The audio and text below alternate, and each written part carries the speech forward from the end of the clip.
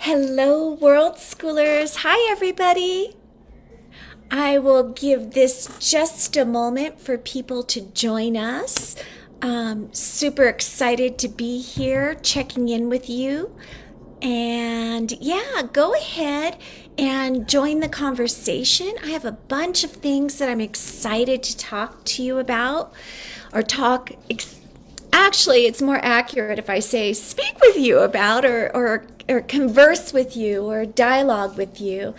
I'm still trying to do my absolute very best in connecting with you each and every week, but I don't always. So when I do make sure that I have time and I can dedicate the time to connect with you, I really want to make sure that I'm present and that I'm here. So, yeah, go ahead and join in on the conversation. Give me a thumbs up and let me know you're here. Or if you happen to catch this in replay, please do put hashtag replay. So, again, how lovely our community is growing. And I get so excited every time I read the requests to join our community. And I get so excited every time I read everybody's the answer to the question of what is world schooling to you.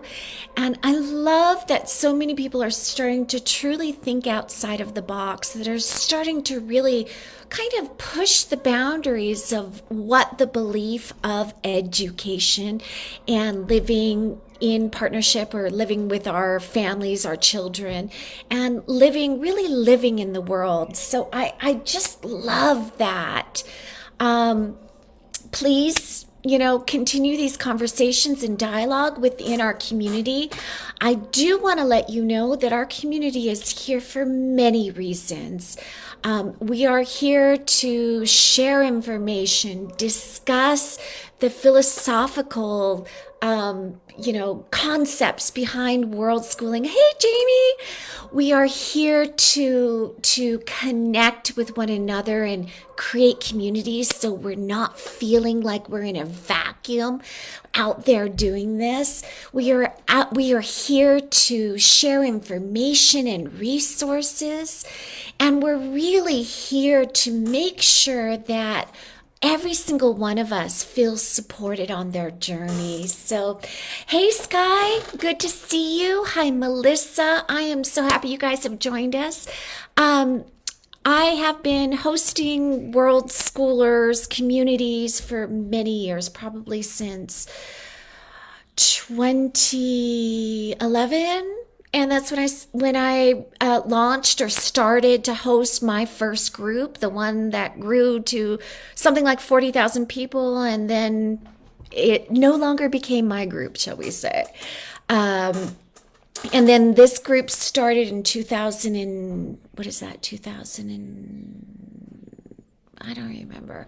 I guess this community is like 4 years old. And my commitment to making sure that there is a safe space for us to continue dialoguing, continue feeling like there is a community that knows why we are inspired to do these crazy things like world schooling. My commitment to you is to continue to make sure that there is a safe space for connecting, for information, for all of those things that was not available when my son and I first started out on our journey.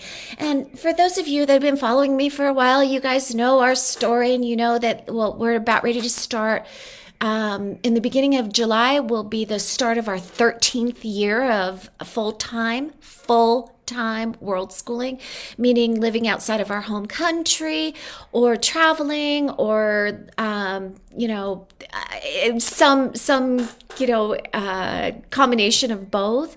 But, Miro and I, my son, who is also the admin of this group, we've been doing this for a long time, and we've been publicly sharing our journey and really making sure that nobody felt isolated and felt, nobody felt the lack of community around them. So that's why I continue to do this work. And now, even though my son is 22 and has lived his life through world schooling, we are here to support you. There is no agenda other than to make sure that you feel supported and in community. So there's a couple things that I want to talk to you guys about as I'm seeing the posts come through and I see new people joining us, and lots of questions are coming up. Like, can I have some advice? I want to world school. Where do I start?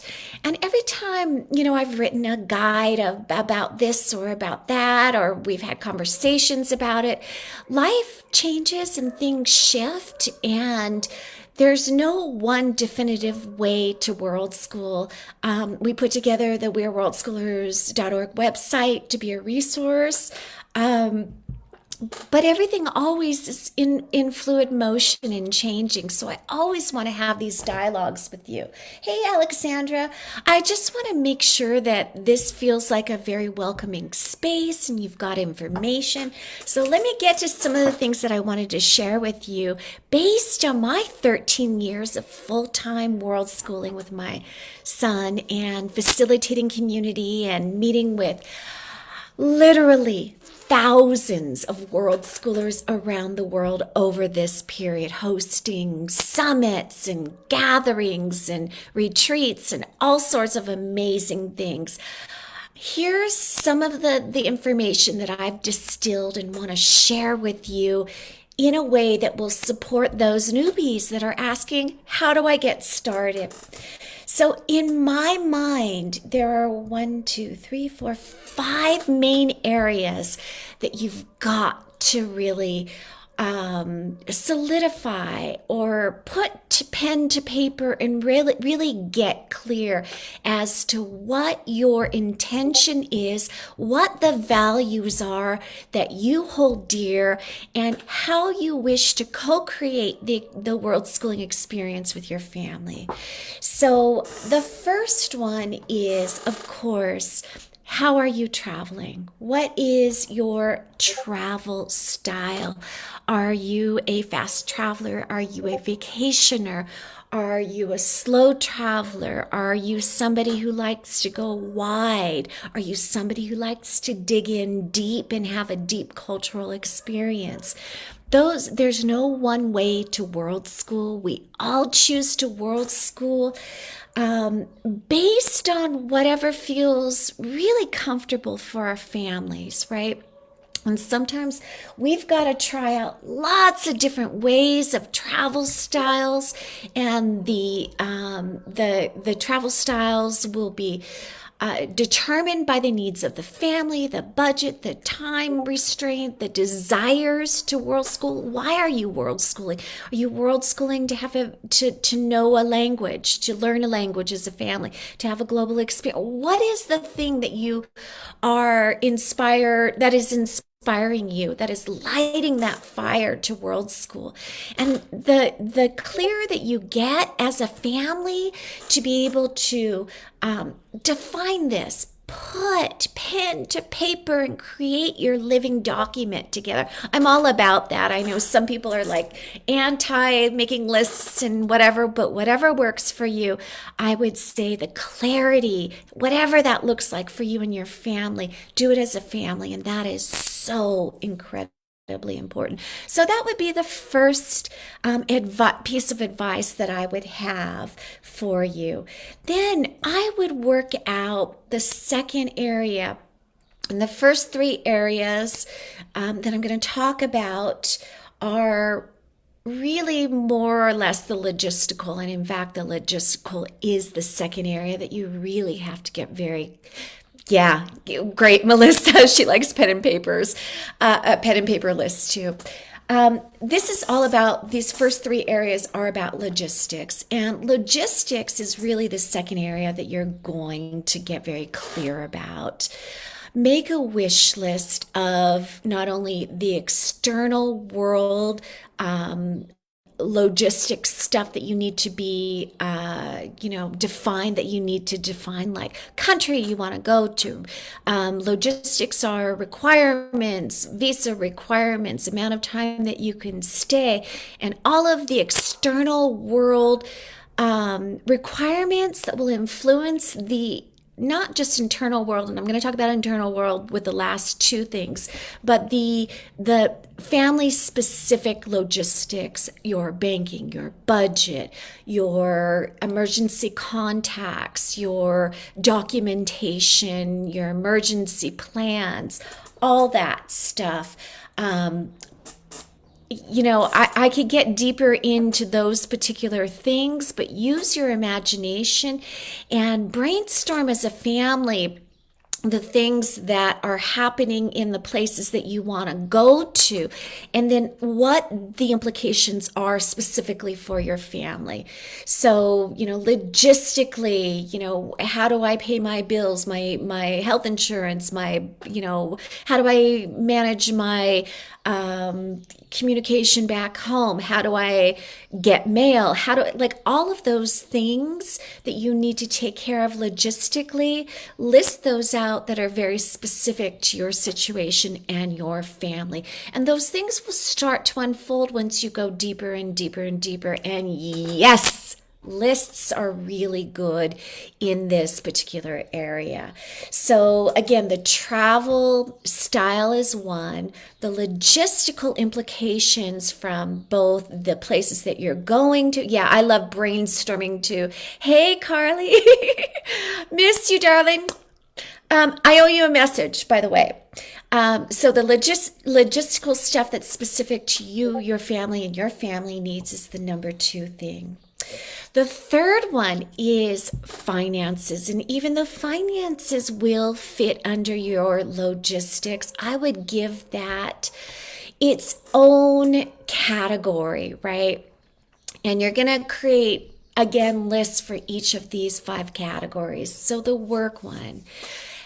What does work look like? Are you working while you're world schooling? How do you manage time? How do you manage, balancing being a mom or a dad and caring for children while you're working? How do you do that now, before you're world schooling?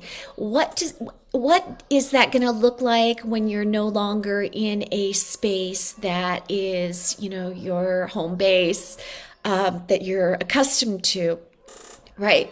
Because I'm going to talk about this a little bit later on, when it comes to creating safe spaces for our own families that work for us, but really figuring out and defining what work looks like. Are we a family that works together? Does everybody contribute to that? Do I work, while my children are sleeping? Do we, if I have a partner, does my partner manage childcare while I'm working, or do we swap, or what does that look like? But that should be a conversation in terms of the again, logistics of working within your family structure, so that everybody understands how everybody is accountable for making sure that this is happening. Because if you describe this to your family entirety as a well-oiled machine, everybody has sort of their position to crank the cog. So if one crank is a little off, right, if we're turning this part of the machinery a little whacked, if it's not quite in unison and we're not working together, there can be a flaw in the overall machine. And if you start thinking of all the components of what makes your family unique, and your family culture very unique and strong, defining it, talking about it, and work is one aspect. The other aspect that I'd like to talk about with work is really talking about budgets with the whole family. I don't care if your child is 2 years old or if your child is 15. Make the budgeting a family ordeal.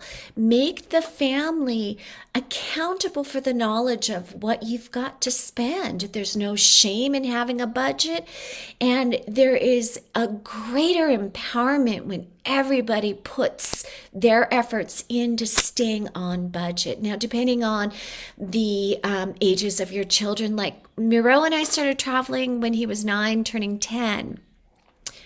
We both jointly worked on the budget, right? He had all of the bank account information, the ATM cards, all that stuff. He knew exactly what we had.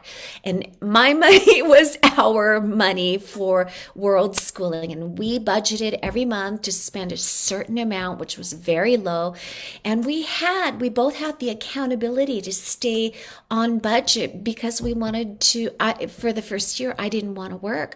I wanted to be able to travel and be fully present with my child. And that really became our partnership, our joint accountability and responsibility. And very early on in our travels, our relationship to money and our relationship to, it even goes further into consumerism.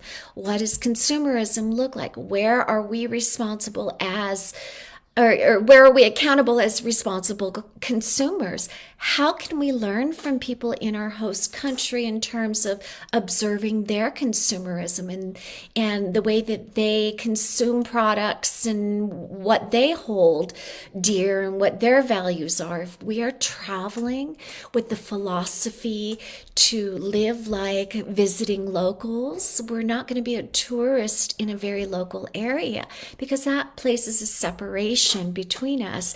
And so the money management and approaching the finances and the work part without shame, right? Because we don't want to teach our children, money, you have to work hard for money and money doesn't grow on trees and like all that kind of programming that I grew up with had to be something that I personally had to unpack in order to create more sort of flow in my life and all that stuff, to have a healthier relationship to money, abundance and consumption and so forth, and responsibility.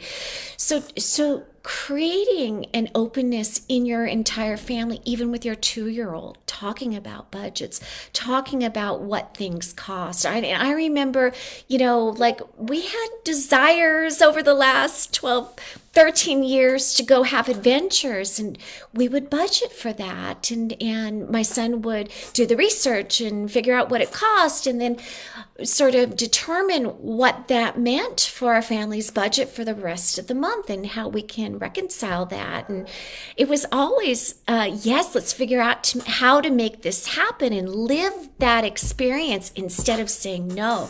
So what does it feel like to live on a very limited budget for the last month or the last week of the month because we overspent?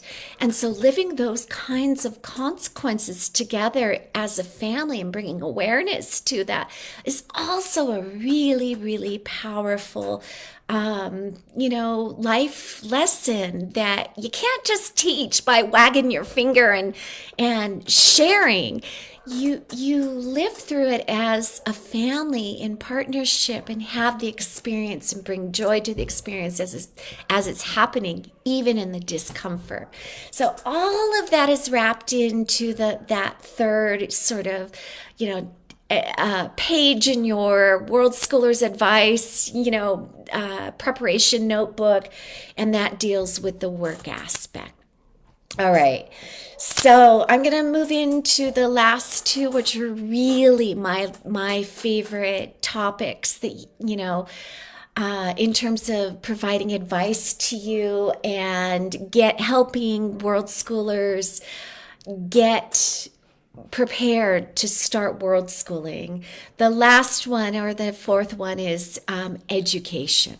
So this is where I have the most fun, right? This and the next one. So in terms of education, the majority of us are coming from the dominant culture which says children must learn by going to school. Now, for me, that was the biggest sort of, like, ooh, I didn't like that whole message, but I had adapted that as reality up until the point where we started world schooling. And for those of you that have heard our story, I'm not going to tell you the whole story again, but up until my son was 9, he went all the way through public school. I mean, he went first 3 years in Montessori and then 2 years of public school. And that's when we prepared to leave and left on our journey, because as a result of the California economy crash, I mean, it's like you guys could see our TED Talk and research our stories. I've talked about it for ages. But being somebody who always questioned everything in the world, right? I was an anarchist. I was a punk rocker. I was a rebellious teen. So much of that spirit of questioning things has been a core element of who I am and who I remain to be in this world. I had easy access to that, but I never did that around my child's education. For some reason, I just accepted my son must go to school, and I believe that I am not qualified to educate my son. Only those who can educate, those who are professionals in educating can educate my son. And of course, I love my son fiercely. I want nothing more for him to be prepared for the world and to be happy. Of course, that was my baseline belief. I never questioned it. And when we started to travel, my goodness, we were learning. So we were both learning. And I knew that 1 year of travel, which was our initial a journey, that was our plan. I knew that 1 year we'd both learn. He'd learn 5th grade. Who cares? He can go back to school, and we went back.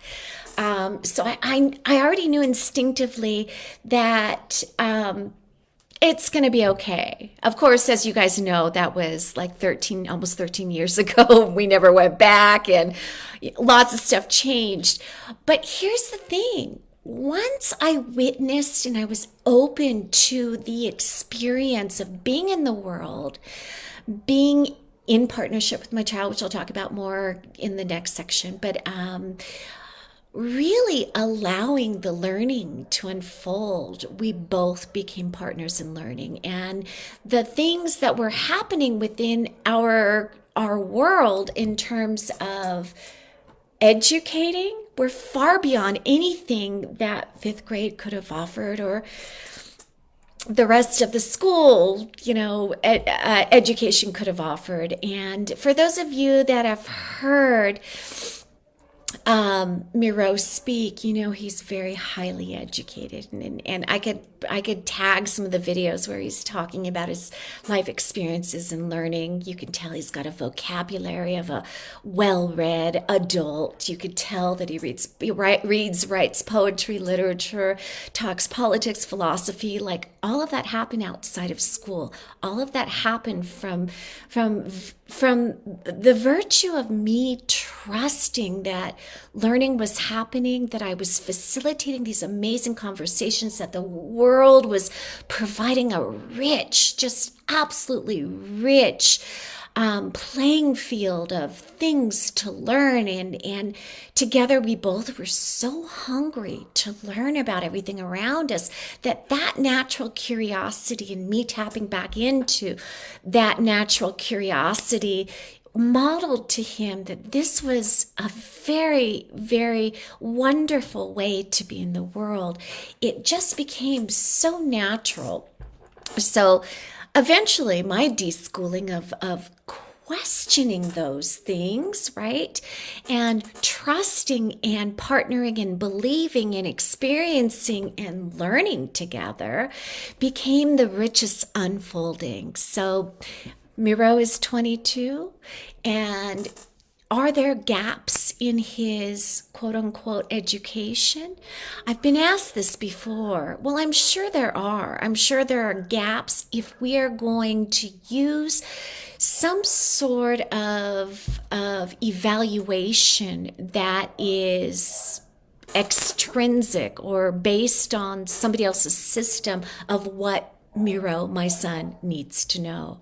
But if you ask Miro if he has gaps in the things that he needed to learn in order for him to be now a teacher, a facilitator for self-directed education, not really a teacher, but somebody who is actualized as an adult, somebody who is serving humanity, somebody who knows himself, somebody who feels worldly, somebody who can have intelligent conversations about the world, politics, philosophy, history, and to be able to comparatively share with you different experiences or different takes on the world, because that was how he was raised, to be exposed to all of these different things.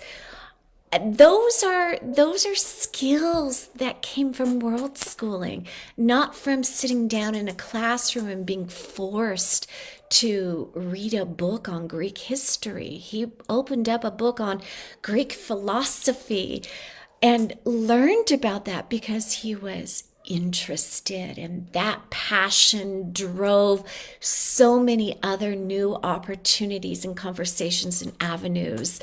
Yeah, there may be gaps. There may be gaps, but the person who he's become is not experiencing gaps. And what you'll realize as a parent to a world schooler, especially, I'm looking at it now sort of from the other end.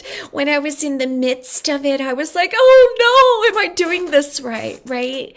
And I could totally empathize with any parent who has some fear, because I had the heart pounding and the, oh shit, am I making a mistake moments come up all the time, right? But sitting here on the other side, I recognize and realize that they get exactly what they need. And if there's something that they are feeling that they are lacking, or if they, as a learner, are recognizing that there is a gap, guess what? They are absolutely 100% empowered to research it and learn it. And it's that simple. It is absolutely that simple. So from an educational perspective, I'm giving you a little bit of sort of hindsight. And hopefully that'll help empower you when the fast beating heart happens as a mom or a dad, or when you are feeling like, oh my God, am I making a big mistake? Know that you're supported, and that there are those of us that not necessarily know more than you, but we have traveled the path and we're a little bit farther along. And I feel like it is my journey to hold space for you and help you recognize that it's okay to be a little frightened as you're on the road, especially when we're talking about education, because we want nothing more but our children to be happy and prepared for life. And that's why we're here as parents. It's why we all sort of took this job, right? You know, we wanted to raise children in order to give them the world. So here we are. Right? Yeah. So let me see what Sky says. Going from your child going to school to taking the leap to world schooling. What was it that helped you make the decision to do it? Well, so Sky, let me answer that question just sort of briefly. And then I'm going to get into the very last section of advice, which is the 5 sort of tenets that I want you to start working on for yourself. Everybody who has asked for advice, those are the 5 pages you need to write your lists and brainstorm as a family for. And I haven't talked about number 5 yet, but going back to the education. Because we decided to travel for 1 year, for me, it was so much easier to reconcile not going to school for 1 year. And I didn't even have to think about, how am I going to educate my child for 1 year, right? We just started to travel. And the thing that changed for me was during that first year, he was learning. He was learning without force. He was learning because he was engaged. He was learning because the world around him was interesting. He was learning because I was learning in partnership with him. He was learning because we were having this family joint experience. He was learning because it was fun. He was learning because he wasn't being evaluated on what he was learning. He was learning because we both have brains, and well, brains are wired to learn. So that's what we do. So sort of getting out of the way of learning became that big aha moment for me. Sort of all the other things that I was never told were the key to learning, or what happened next was once I realized that learning was way more important than this sort of a commodity called education. And the commodity called education was defined by somebody else. And that commodity called education that was defined by somebody else was based on somebody else's idea of what my son should know. And once I recognized that this is a general, what is the word I'm looking for? A general, oh my gosh, I can't think of the word. Don't you hate that? But it wasn't made for the learner that I so intimately knew. It wasn't made for my son. And once I realized that not only was his desire to learn things way outside and beyond the level that he was supposed to be learning at. He was reading at college level when he was in 5th grade. He didn't need to learn about California missions. We were living in Latin America and learned about, the intricacies of colonialism and what it did to indigenous cultures and how cultures developed and grew. We didn't need to learn about California's, missions in California because that's what the school board said he needed to learn about. There was an agenda in this thing called education that didn't really match the needs of my learner. So for me, Sky, it was about getting rid of the authority of education and letting their agenda fall by the wayside and allowing me and my learner to guide the learning, right, in such a way that his needs and his desires were being met. And through world schooling, let me tell you, you can't help but to learn. You can't not be in a new place and not be stimulated. And for us as parents, right, or facilitators of the learning or co-learners with our children, right, we are accountable for seeing things very differently, for seeing, look at that building. It's built very differently than I've ever seen a building being built. Who built it? Why did they build it that way? Why did they build it there? What purpose did it have? Why is there a building built on top of the base of another building? Like, what is going on here? And those kinds of curiosity and questions create real life learning. So the learning itself, and even as small and mundane as one particular teeny little thing, I could tell you after 12 years, it's an accumulation of knowledge. Like I learned about, the Spaniards coming and building on top of the temples. Well, I learned about this and that and in this circumstance, in that case. And now I've got the comparison when I go around the world and see another temple and learn about colonialism from another perspective. Or I'm learning about ancient history, or I'm learning about how I, as a modern, person, how this whole, series of events has affected my life and how culture has grown through that. And what can I learn from that? Like, it's powerful. So anyway, I go off on the education side because, well, as you probably know, that's from those of you that have heard me speak, that's one of the passions. So again, the first four that we've talked about was travel, logistical work. I just touched on education. And the last bit is emotional, right? So you've got to get your emotional house as a family in order. And what does that mean? Well, that means spending time to talk first from a family collective perspective on how are we solving problems? How are we making decisions? What does our family culture look like from that perspective? How do we talk about needs? How do we make sure that we can communicate when our needs are not being met? What are our personal boundaries? What are our family goals? Where are the core values from the individuals in our families, and where do they overlap? What's important to us as a family? What's important to us as a world schooling family? And then sort of like, all the work that I do with teens specifically, because that's my passion. And I do some work with families to help them arrange and sort of distill all of this information for them in their own families. But it's about, where are my agendas as a parent? Where am I being closed down? Where am I not being present?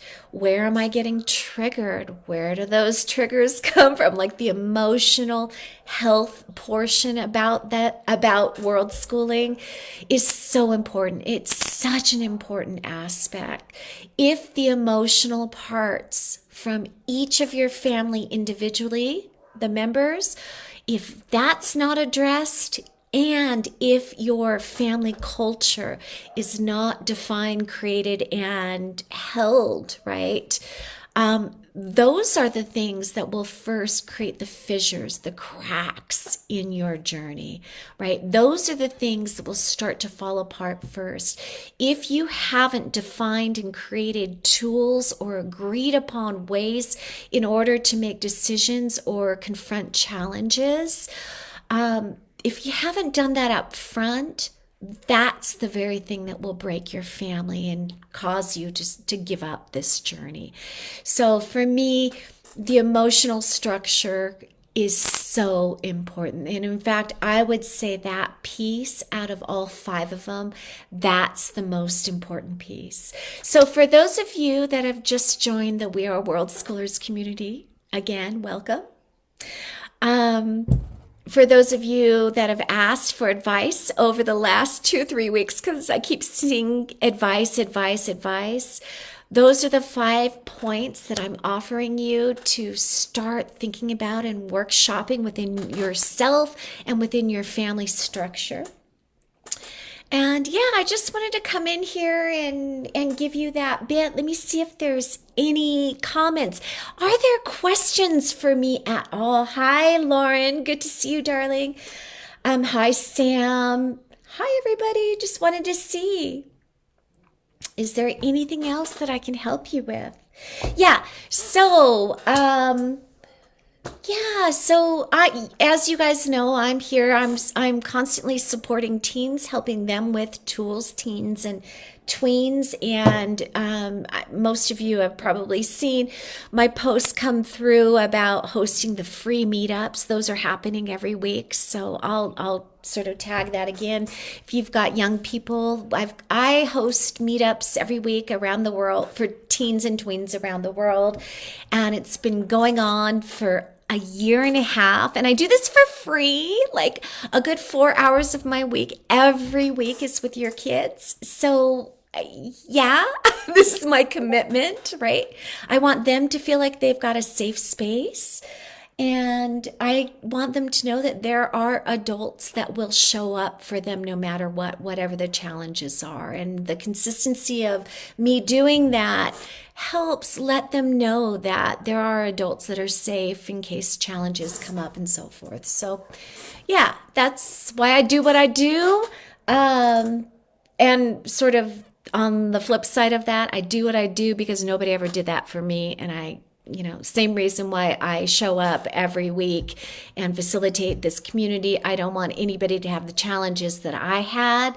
So that is, again, my commitment to this community. And again, deeper my commitment to the teens and tweens in this community.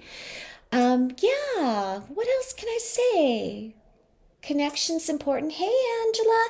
So, guys, I'm going to wrap it up. I didn't mean to make this so incredibly long, but if there are any questions, put them into the chat. I'm happy to answer them. Yeah, just let me know. There you go. Thank you. Wishing you all a fantastic, fabulous, wonderful world schooling week, and I'll see you online. Yeah. Bye.